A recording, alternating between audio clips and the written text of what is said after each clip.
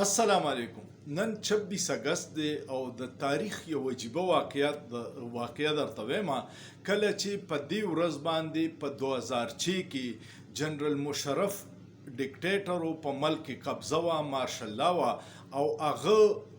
اکبر بوکټي چې کوم د جمهوری وطن پارټي سربراو، سابقه گورنر او سابقه وزیر اعلی، هغه د کوهلو په یو غار کې په میزایل نشانه ایشته او 37 مرګري پکې شهیدان شوي. دا څه واقعه وه؟ داس چل شوي و چې بلوچیان او پښتانه په میلمنو باندې خپل سر ورکوي او د میلمه عزت او جان و مال تحفظ چې کله د بلوچو یا د پښتنو علاقې ته تراشي نو بیا تا محفوظ ګڼي او ستا په تا دشمن لا یا هیڅ نقصان لا نه ورکوي. په بلوچستان کې په سوی په علاقه کې یو لیډي ډاکټر په ډیوټي وه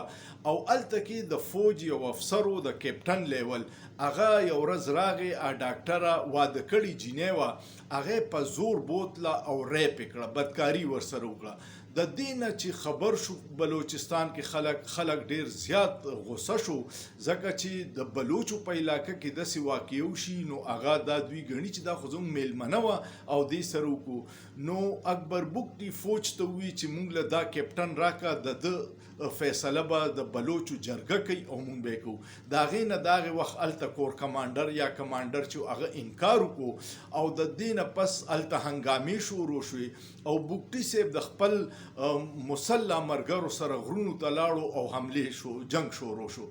مشرف په خپل یو انټرویو کې ویلي چې بوکټي هسې په غلط فهمۍ کې دی، زموږ سره داسې ټیکنالوجي ده چې داسې ځای نه به وولو چې هغه ته به پته هم نه لګي. او بیا حقه وشوه، یو دماکه وشوه په غار کې او هغه پکې شهید شو.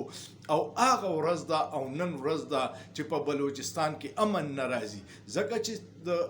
اکبر بوکټي د قائد اعظم مرګری و، اکبر بوکټي سابقه گورنر و، اکبر بوکټي سابقه وزیر اعلی و، د جمهوری وطن پارټي سربراو، او ته غلطي مو کې او بیا غلطي نه منې او هغه خلاف کارروایي وکړي. نو بلوچستان چې هغه اور اغستی دی هغه اوسه پورې نه مړ کېږي. نن دومره افسوسناک واقعې وشوې چې بیا بلوچستان کې د علیحدګي تحریک شروع شو، بلوچ لیبریشن آرمی جوړ شو، ډیر تنظیمونه جوړ شو او هغې کارروایانې د ریاستي ادارو خلاف وکړي. نن یې دا چل کړی دی چې په مختلف ځایونو کې په موساخیل په کویټه یو ځای دی، د هغې سره ناکهبندي کړې وه او چې کم خلک راتله په ګاډو کې چک کول چې چا سره د پنجاب شناختی کارو، هغه د گاډو نه کوز کړي او 23 کسانې شهیدان کړي. بیا یو 100 گاډو ته اور لګولې. بیا په بولان کې یو ریلوی پل اوسوال وزو، ټریفک نظام هم درهم برهم شو. بیا یې دا چلو کو چې کم مادینیات د بلوچستان نه بهر گاډو کې تلل، هغې گاډو ته اور لګو، یو 100 گاډي هغه وسوځول. اوس یې دا چل کړی چې د پاکستان او د بلوچستان کم لارې انټر کیږي، په هغې باندې د دغې علیحدګي پسندو قبضه ده او سیکیورټي فورسز سره په جنگ دي. حامد میر یو 2 ورځې مخکې یو ډیر عجیبه خبر شیر کړی وی، یو 2 کاله مخکې زه تللی وم او په قائد اعظم یونیورسټۍ کې مو د احسان اقبال را سره یو تقریب و. نو هلته کې یو بلوچي سټوډنټ تپوس وکړو، کوم چې د ماسټر سټوډنټ و د احسان اقبال نه، چې ریکورډ موږ د بلوچستان قسمت بدل نه کو چې د سرو خزانه ده، په هغې وسایل قبضه د بل چا ده او فایده بل چا ته ځي او بلوچیانو ته نه ځي. نو ته څه وایې چې سی پیک به زموږ قسمت څنګه بدل کی؟ نو د هغې جواب د احسان اقبال سره نه و، هغه بس دا ووایي چې یاره بس حالات خراب دي او ادارو دا وکړه او دا وکړه.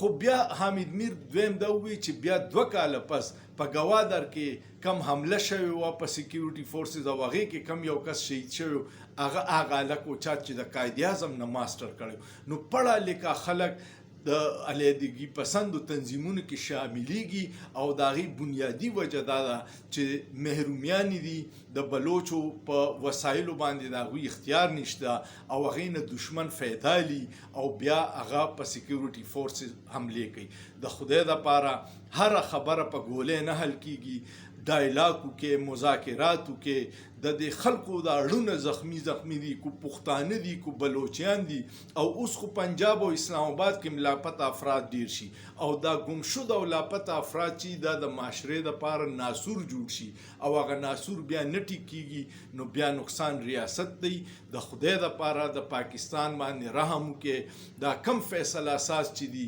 دا حالات چې خراب دي نو دی کې د ډیرو غلطو پالیسیانو حصه ده امید لرم تاسو به دا ویډیو خوښه شوي کوم خوښه شوه نو